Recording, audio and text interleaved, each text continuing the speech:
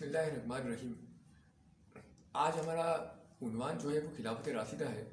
और हम पहले भी एक उन्वान इसी उन्वान पे तहकीर कर चुके हैं कि खिलाफत राशिदा की तारीख से क्या हैसियत बनती है। जो रसूलुल्लाह की जो हदीस बयान की जाती है खिलाफत राशिदा के बारे में कि मेरे मरने के बाद जो है खिलाफत राशिदा होगी 40 साल तक और उसके बाद जो है मलूकियत आ जाएगी। तो आया वाकई में ये हदीस जो है वो रसूलुल्लाह ने बयान की भी है या बयान नहीं की है। तारीख से अगर उसको एनालिस करके देखते हैं तो हमें ये देखना पड़ेगा कि क्या वाकई में ये हदीस की क्या हैसियत है। तो आइए सबसे पहले हम ये देखते हैं, हम जो है तारीख तबरी जो है उसमें जो हिस्सा 35 हिजरी से लेकर 45 हिजरी तक का जो वाक़यात है उसमें हम जाते हैं और उसमें हम दिक्कत करते हैं हज़रत उस्मान के ऊपर, उनके ज़माने के ऊपर, उनके दौर के ऊपर। तो हम देखना चाहते हैं कि वाकई में ये हदीस जो है वहाँ पे अप्लाई होती भी है या नहीं होती है। इसमें एक उन्वान दिया हुआ है, सफ़ा नंबर जो है इस किताब का 89 है और नफीस बुक एजेंसी ने ये किताब छापी है। तारीख तबरी उर्दू तर्जुमा से मैं पढ़ रहा हूँ, हम इसे दे भी देंगे आपको ताकि आप उसे खुद भी पढ़ सकें और तहकीक कर सकें। एक उन्वान है इसके अंदर कसास उस्मान का मुतालबा।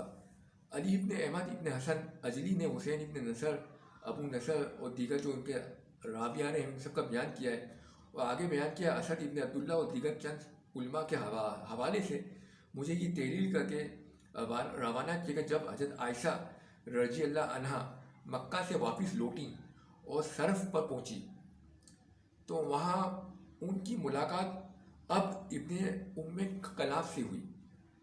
इसके बाप का नाम अबू सलमा था लेकिन ये माँ की जानिब मंसूब किया जाता था।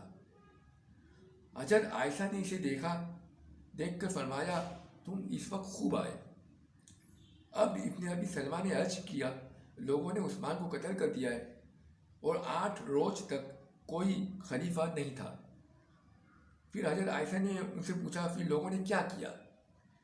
तो अब इब्न कलाब ने फरमाया अहले मदीना ने बाहम जमा होकर मशवरा किया और आखिरकार एक भलाई उन्होंने हासिल कर ली कि इन सब ने अली इब्न अबी तालिब रज़ियल्लाहु तआला अन्हु पर इत्तेफाक कर लिया। हज़रत आयशा ने फरमाया काश कि ये ज़मीन और आसमान इससे कबल बाहम मिल जाते और तेरे इस साथी की खिलाफत कायम ना होती। मुझे वापस ले चलो, मुझे वापस ले चलो। हज़रत आयशा सरफ से मक्का वापस लौटी और ये फरमाती जा रही थी खुदा की कसम उस्मान मजलूम कत्ल किए गए हैं और मैं इनके खून का मुतालबा ज़रूर करूँगी। अब दिन फरमाया ये सुनकर ए उम्मुल मोमिनीन आखिर इस इन्हिराफ की क्या वजह? और खुदा की कसम सबसे अव्वल आप ही ने अली से इन्हिराफ किया है और आप तो पहले कहा करती थी इस नासल यानी उस्मान को कत्ल कर दो, ये काफिर हो चुका है। आयशा ने फरमाया ये सुनकर इन कातिलीन ने अव्वलन उस्मान से तौबा कराई फिर इन्हें कत्ल कर दिया। मैंने पहले कत्ल के लिए कहा था, अब ये कह रही हूँ और मेरा आखिरी कौल पहले कौल से बेहतर है। ये सुन के अब अभी सलमान ये अशार पढ़े मिन का बिल्लादा व मिन का इजरा व मिन का राया व मिन का मतर। आप ही की तरफ से इस फसाद की इब्तदा है और आप ही की जानिब से ये तमाम तागीरात वाक़ हुए हैं। आप ही की जानिब से ये अजाब की आंधियाँ चल रही हैं और आप ही की जानिब से रहमत की बारिश होती है। व अंती असरितु बिकतल इमाम व कुल्त लना इन्नहु कद कफरा। और आप ही ने लोगों को इमाम के कत्ल करने का हुक्म दिया था और आप ही ने हमसे कहा था कि वो काफिर हो गया है। आगे और भी हैं सारा अरबी में, मैं अभी छोड़ रहा हूँ, उर्दू पढ़ रहा हूँ। हमने इनके कत्ल में आपकी इताअत की। अब आपका कातिल हमारे सामने मौजूद है और वो शख्स है जिसने कत्ल का हुक्म दिया है। ना तो इस वाक़े से हम पर छत गिरी और ना सूरज और चांद को गिरने लगा। अब लोगों ने ऐसे बाहिम्मत की बैत की है जो आफतों को पीछे हटा देता है और सब चट्टानों पर खड़ा हो जाता है। ये वाक़या तारीख में हमें मिलता है। तो इससे हम ये देखते हैं कि जब हज़रत आयशा ने ये फरमाया, तारीख तबरी है बहुत मोतबर किताब है तारीख की, कि उन्होंने फरमाया कि हज़रत आयशा से कि आप ही ने फरमाया था कि आप ही तो पहले कहा करती थी इस नासल उस्मान को कत्ल कर दो, ये काफिर हो चुका है। تو یہاں پہ ایک سوال بنتا ہے کہ جب حضرت عائشہ ان کو کہا کرتی تھی حضرت عثمان کو کہ یہ ناشل ہیں اور یہ ان کو کافر ہیں، ان کو قتل کر دو، تو اس وقت کسی نے حضرت عائشہ سے یہ کیوں نہیں کہا کہ یہ تو خلیفہ راشد ہیں حضرت عثمان، اور ان کی خلافت راشدہ ہے، آپ حضرت عثمان کی خلافت کے خلاف کیوں قیام کر رہی ہیں، آپ حضرت عثمان کے خلاف کیوں جا رہی ہیں، یہ تو خلیفہ راشد ہیں اور ان کی خلافت راشدہ ہے، اور رسول اللہ نے ان کو خلیفہ راشد بنایا ہے، اور رسول اللہ نے ان کی خلافت کو خلافت راشدہ کہا ہے۔ کسی نے حضرت عائشہ سے ہی کیوں نہیں کہا؟ وہ اتنے صحابی موجود تھے، اتنے تابعی موجود تھے، ان لوگوں نے حضرت عائشہ سے ہی کیوں نہیں کہا؟ اور انہوں نے بھی حضرت عائشہ سے کیوں نہیں کہا کہ آپ جو ہے خلیفہ راشد کے مقابلے میں جا رہی ہیں، انہیں قتل کا حکم دے رہی ہیں، وہ تو خلیفہ راشد ہیں، رسول اللہ نے انہیں خلیفہ راشد بنایا ہے، ان کی خلافت کو خلافت راشدہ کہا ہے۔ تو ہمیں یہ پتہ چلتا ہے کہ یہاں پر ایسے جملے موجود نہیں ہیں تاریخ میں، تو اس بات سے ہمیں اندازہ ہو جاتا ہے تاریخ سے کہ جو یہ حدیث بیان کی جاتی ہے کہ خلافت راشدہ کے اوپر، کہ خلافت راشدہ ہے ابو بکر کا دور، عمر کا دور، عثمان کا دور، علی کا دور، اور یہ خلیفہ راشد ہیں، تو اس سے پتہ چل جاتا ہے کہ یہ اس زمانے میں خلافت راشدہ کا اور خلافت راشدہ کا اور خلیفہ راشد کا کوئی کانسیپٹ ہی نہیں تھا۔ رسول نے بیان نہیں کیا تھا کہ میرے بعد جو ہے خلافت راشدہ ہوگی یا میرے بعد جو ہے خلیفہ راشد ہوں گے۔ اگر رسول بیان کرتے تو کوئی نہ کوئی تو حضرت عائشہ سے کہتا، یا کوئی نہ کوئی بیوی یا کوئی نہ کوئی خاتون تو حضرت عائشہ سے کہتی کہ آپ عثمان کے خلاف ایسا مت بولیں، انہیں کافر مت بولیں، انہیں رسول اللہ نے خلیفہ راشد بنایا ہے، انہیں رسول اللہ نے خلیفہ راشد کہا ہے، ان کی خلافت کو خلافت راشدہ کہا ہے، آپ ایسا کیوں کہہ رہی ہیں؟ تو ہمیں یہ دیکھتے ہیں تو ہمیں یہ باتیں تاریخ میں نہیں ملتی ہے کہ کسی نے عائشہ سے کہا ہو کہ آپ خلیفہ راشد کے مقابلے میں جا رہی ہیں، انہیں خلیفہ راشد کو برا کہہ رہی ہیں یا ان کی خلافت کے خلاف خروج کر رہی ہیں، ہمیں یہ تاریخ میں نہیں ملتا ہے۔ تو اس سے پتہ چلتا ہے تاریخ اپنے اندر حقیقت سنبھال لیتی ہے اور حقیقت بیان کر دیتی ہے۔ تو ہمیں پتہ چلتا ہے کہ اس دور تک، ابو بکر کے دور تک، عمر کے دور تک، عثمان کے دور تک، معاویہ کے دور تک یہ حدیث موجود نہیں تھی کہ میرے بعد جو ہے خلافت راشدہ ہوگی 40 سال تک، اس کے بعد ملوکیت ہوگی۔ ایک تو تاریخ کا ہم نے یہ واقعہ بیان کیا ہے، اب آگے ہم دوسرا واقعہ بھی دیکھتے ہیں کہ تاریخ کا، اور اسی حوالے سے ہم دیکھتے ہیں حضرت عثمان کے دفن کا واقعہ۔ اب ہم آگے جا دوسرے تاریخ کے اندر یہ انالیس کرتے ہیں، واقعات دیکھتے ہیں کہ آیا رسول اللہ نے کیا کہا تھا کہ خلافت راشدہ ہے اور میرے بعد جو ہے خلیفہ راشد ہیں ابو بکر یا عمر یا عثمان یا علی، جو ہم یہ دیکھتے ہیں۔ تو ہم یہاں پر ہم تاریخی تبلیغ دیکھتے ہیں کہ جس میں جو ہے حضرت عثمان کی شہادت کا بیان ہمیں ملتا ہے۔ اچھا دیکھتے ہیں اسے جب پڑھتے ہیں، تاریخی تبلیغ سے پڑھتے ہیں، تو اس میں ایک ہیڈنگ دی ہوئی ہے ہمارے پاس جو اردو ترجمہ ہے کہ نفیس بک ایجنسی کا، کہ اس میں لکھا ہوا ہے کہ حضرت عثمان نے قرآن منگوایا، اور صفحہ نمبر 506، حضرت عثمان نے قرآن منگوایا اور اس میں سے یہ دیکھ دیکھ کر پڑھنے لگے۔ اس وقت حسن بن علی ان کے پاس تھے، آپ نے فرمایا تمہارے والد اس وقت بہت بڑے کام میں مشغول ہیں، لہٰذا میں تمہیں قسم کھا کر یہ کہتا ہوں کہ تم یہاں سے چلے جاؤ۔ بیت المال کی حفاظت کی ایک ہیڈنگ آتی ہے، بیت المال کی حفاظت جو ہے حضرت عثمان نے کروائی۔ یہ ہمیں ملتا ہے حضرت عثمان کی قبیلہ ہمدان کے ایک شخص ابو کرب اور انصار میں سے ایک شخص کو حکم دیا کہ وہ بیت المال کے دروازے پر کھڑے رہیں اور اس کی حفاظت کریں۔ بیت المال میں صرف 2 بوریاں تھیں اس وقت۔ عبداللہ ابن جبیر اور مروان نے دشمنوں کا مقابلہ کیا، محمد ابن ابی بکر نے ابن جبیر اور مروان کو دھمکایا اور گھر کے اندر گھس گئے۔ جب وہ حضرت عثمان کے پاس پہنچے تو وہ دونوں بھاگ گئے۔ اب یہاں پہ یہ دیکھیں ہم محمد ابن ابی بکر کی گستاخی ایک عنوان ہے۔ محمد ابن ابی بکر نے وہاں پر پہنچ کر حضرت عثمان کی داڑھی پکڑ لی۔ آپ نے فرمایا تم میری داڑھی چھوڑ دو، تمہارا باپ اسے نہیں پکڑتا تھا۔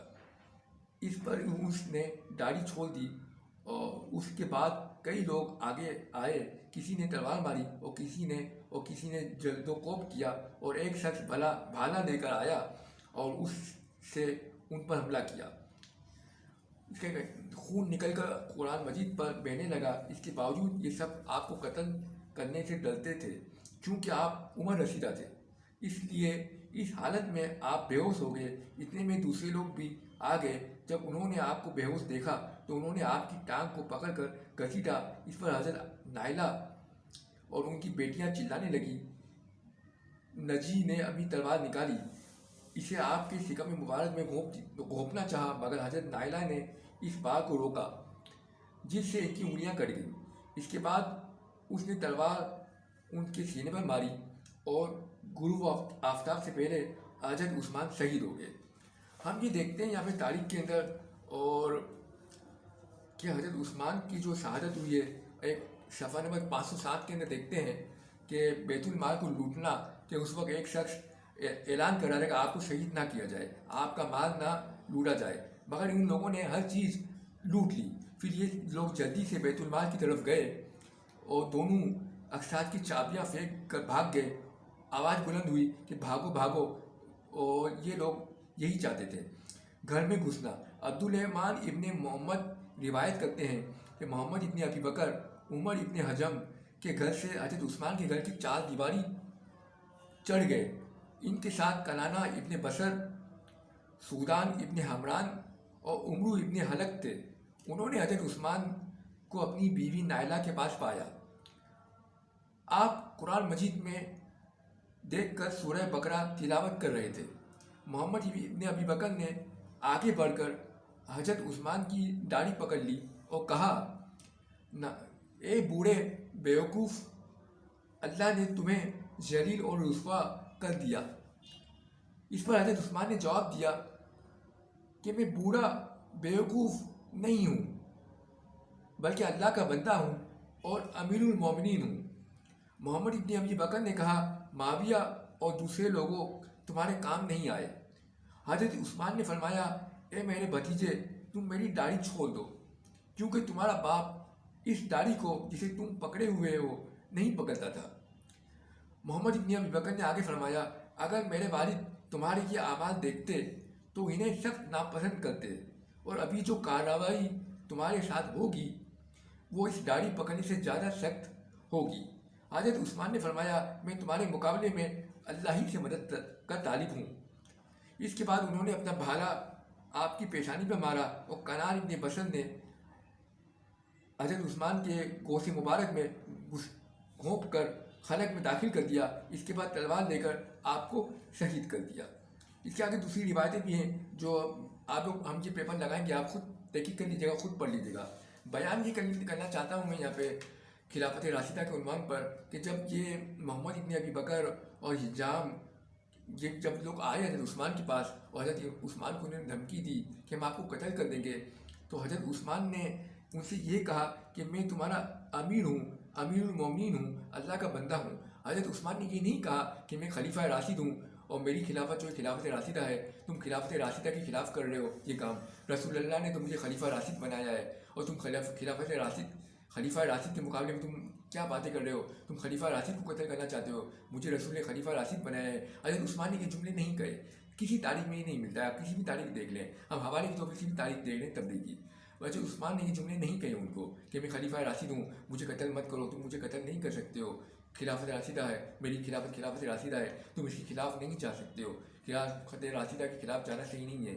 حضرت عثمان نے ایسا کوئی جملہ بیان نہیں کیا، یہ بھی نہیں کہا کہ میں خلیفہ راشد ہوں، اور یہ بھی نہیں کہا کہ رسول اللہ نے مجھے خلیفہ راشد بنایا ہے، اور یہ بھی نہیں یاد دلایا کہ تمہیں یاد ہے کہ رسول اللہ نے کہا تھا کہ میرے بعد جو ہے خلافت راشدہ ہوگی اور اس کے بعد 40 سال کے بعد ملوکیت ہو جائے گی۔ حضرت عثمان نے ایسا کوئی جملہ بیان نہیں کیا۔ اور کمال کی بات ہے، جو صحابی حضرت عثمان کو قتل کرنے آ رہے تھے، جو اینٹی صحابی تھے، دشمن تھے حضرت عثمان کے، تو ان کو بھی کسی صحابیوں نے، دوسرے جو صحابی تھے عثمان کے طرفدار یا جو اینٹی نہیں تھے، جو مڈل کلاس صحابی تھے، جو بیچ میں تھے، انہوں نے بھی ان صحابیوں کو یہ نہیں کہا کہ تم حضرت عثمان کی خلافت کے خلاف خروج کر رہے ہو، حضرت عثمان کی خلافت تو خلافت راشدہ ہے، رسول اللہ نے ان کو خلافت راشدہ کہا ہے، یہ خلیفہ راشد ہیں، کسی نے ان کو یہ بات نہیں کہی۔ تو اس سے پتہ چلتا ہے تاریخ پڑھنے سے کہ یہ جو خلافت راشدہ کا جو کانسیپٹ دیا گیا ہے وہ اس دور میں موجود نہیں تھا، بلکہ اس کے دور کے بعد ہی تھا یہ کانسیپٹ، اور بنو عباس کے زمانے میں یہ حدیث کو بنایا گیا کہ میرے بعد جو ہے خلافت راشدہ ہوگی 40 سال تک، اور اس کے بعد جو ہے ملوکیت آ جائے گی۔ تو یہ ہم دیکھتے ہیں تاریخ کے اندر، نہ نائلہ نے کہا ان لوگوں کو، کہ نائلہ بھی موجود تھی، عثمان قرآن بھی پڑھ رہے تھے، اگر واقعی میں اگر رسول اللہ نے کہا ہوتا کہ میرے بعد خلافت راشدہ ہوگی 40 سال کی اور 40 سال تک، تو حضرت عثمان ضرور کہتے یہ بات، اتنے نازک مرحلے کے اندر، اتنے نازک ٹائم کے اندر وہ ضرور یہ کہتے کہ تم مجھے قتل کرنا چاہ رہے ہو، قتل کرنے آ گئے ہو، میں تو خلیفہ راشد ہوں، مجھے تم قتل نہیں کر سکتے ہو، میری خلافت راشدہ ہے، رسول اللہ نے ایسا فرمایا ہے۔ تو لیکن انہوں نے ایسا نہیں کہا، تو اس سے پتہ چلتا ہے کہ خلافت راشدہ کا کوئی کانسیپٹ اس وقت موجود نہیں تھا، نہ خلیفہ راشد کا کوئی کانسیپٹ اس وقت موجود تھا، بلکہ یہ کانسیپٹ جو ہے بعد میں بنایا گیا ہے، بنو عباس کے زمانے میں بنایا گیا ہے۔ اور کیوں بنایا گیا ہے اس پر انسان ہم کبھی آئندہ بات کریں گے. آج کے تک صرف اتنا بیان کرنا چاہتے ہیں. اب ہم ذرا حضرت عثمان کی دفن کا واقعہ بیان کرتے ہیں. حضرت عثمان کو جب دفن کیا گیا تو ان کے ساتھ کیا ہوا وہاں پہ, آئیے دیکھتے ہیں. اب ہم یہ دیکھتے ہیں حضرت عثمان کی تدفین دیکھتے ہیں, ان کو دفن کس طرح کیا گیا. تو سب سے پہلے ہم یہ دیکھتے ہیں کہ جنازے کے سرقہ, یہ تاریخ تبری سے ہی پڑھ رہا ہوں, صفحہ نمبر 533 ہے. عبداللہ ابن سعدہ کی روایت ہے کہ حضرت عثمان شہید ہوئے تو ان کی لاش 2 راتوں تک وہیں پڑی رہی, لوگ اسے دفن نہیں کر سکے. پھر اس لاش کو ان 4 شخصوں نے, انسانوں نے, حکیم ابن حزم پہلے نمبر پہ, جبر ابن محتم دوسرے نمبر پر, نیاز ابن مکرم تیسرے, اور ابو جہم ابن حذیفہ, ان لوگوں نے اس لاش کو دفن کیا ہے. کچھ لوگوں کی مخالفت, جب جنازے کو رکھا گیا تاکہ اس پر نماز جنازہ پڑھی جائے تو انصار کے کچھ لوگ افراد آئے تاکہ نماز جنازہ ان سے پڑھنے سے روکیں. ان میں سے اسلم ابن اوس ابن سعدی, ابو حیان نازنی اور دیگر افراد شامل تھے. انہوں نے بقی میں دفن کرنے سے بھی روکا. آگے ہیڈنگ ملتی ہے تدفین میں مزاحمت. حضرت ابو جہمہ نے کہا کہ نہیں, انہیں دفن کر دو کیونکہ اللہ اور اس کے فرشتوں نے ان پر نماز جنازہ پڑھی ہے. وہ پڑھے نہیں, بخدا انہیں مسلمانوں کے قبرستان میں دفن ہونے نہیں دیا جائے گا, اس لیے انہیں حسب کوکب میں دفن کیا گیا. حسیس کوکب میں دفن کیا گیا. جب بنو امیہ خلیفہ ہوئے تو انہوں نے اس احاطے کو بقی کے قبرستان میں شامل کر دیا. چنانچہ آج کل یہ احاطہ بنو امیہ کا قبرستان ہے. تدفین میں رکاوٹ کی ہمیں ہیڈنگ اور بھی ملتی ہے باب نمبر 22 میں حضرت عثمان کی تدفین کے حوالے سے, کہ تدفین میں رکاوٹ میں جب ان کے دشمنوں کو اس کی اطلاع ملی تو وہ پتھر لے کر راستے میں بیٹھ گئے. آپ کے اہل و عیال جنازہ لے کے نکلے اور وہ لاش کو دفن کرنے کے لیے مدینے کے ایک باغ کی طرف جا رہے تھے جسے حسیس کوکب کہتے ہیں. یہاں یہود اپنے مردوں کو دفن کرتے تھے, یعنی یہودیوں کا قبرستان تھا. حضرت قبرستان میں توسیع, جب حضرت معاویہ ابن ابی سفیان خلیفہ ہوئے تو انہوں نے اس کی دیوار کو گرا دینے کا حکم دیا تاکہ اس کا سلسلہ بقی کے قبرستان کے ساتھ مل جائے. انہوں نے مسلمانوں کو اس بات کا حکم دیا کہ حضرت عثمان کے مزار کے قریب اپنے مردے دفن کریں. اس طرح ان قبروں کا سلسلہ مسلمان کے قبرستان بقی کے ساتھ مل گیا. تو ہم یہ دیکھتے ہیں کہ حضرت عثمان جو تھے, اگر رسول اللہ کے قول کے مطابق خلیفہ راشد تھے اور خلافت راشدہ تھی ان کی, تو لوگوں نے تو ان کے جنازے کو دفن بھی ہونے نہیں دیا اور ان کے بعد نماز جنازہ بھی پڑھنے نہیں دی. اگر واقعی میں اگر رسول اللہ نے فرمایا ہوتا کہ میرے جو خلفاء ہیں یہ ابو بکر یا عمر یا عثمان خلیفہ راشد ہیں, تو کوئی تو ان کو کہتا, ان لوگوں کو, ان انصار کے لوگوں کو, کہ یہ خلیفہ راشد ہیں, ان کو دفن تو ہو جانے دو, ان کی لاش کو دفن کر دو مسلمانوں کے قبرستان میں.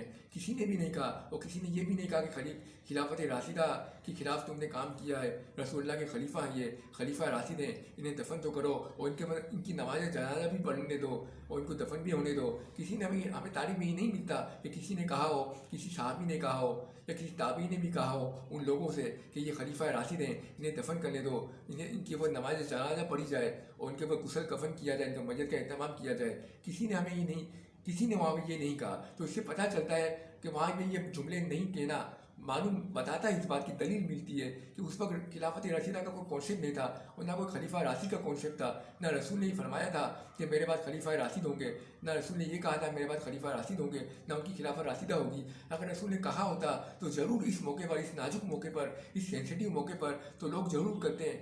لوگ تو دشمنوں کے بھی جنازے میں چلے جاتے ہیں, اگر ورنہ کچھ نہیں بھی جاتے ہیں اگر زیادہ دشمنی ہو تو, مگر لوگ یہاں پہ حضرت عثمان کو دفن ہونے دیتے اور یہ ضرور کہتے کہ ان کو دفن کرنے دو, یہ خلیفہ راشد ہیں, رسول نے کہا ہے کہ خلیفہ راشد ہیں. لیکن ہمیشہ کوئی جملہ نہیں ملتا ہے کہ لوگوں نے کہا ہو, صحابیوں نے کہا ہو ایک دوسرے کو کہ یہ رسول کے خلیفہ ہے اور رسول کے جو ہے خلیفہ راشد ہیں. تو اس سے پتہ چلتا ہے کہ یہ حدیث جو ہے بعد میں گڑھی گئی ہے خلافت راشدہ کی اور کہ خلیفہ راشد کی. بس ہم یہ اتنا ہی کہنا چاہتے ہیں آج کی حد تک. انشاءاللہ اس خلافت راشدہ کے اوپر ہم اور بھی بیان کریں گے تاریخ کے حوالے سے. السلام علیکم ورحمۃ اللہ وبرکاتہ.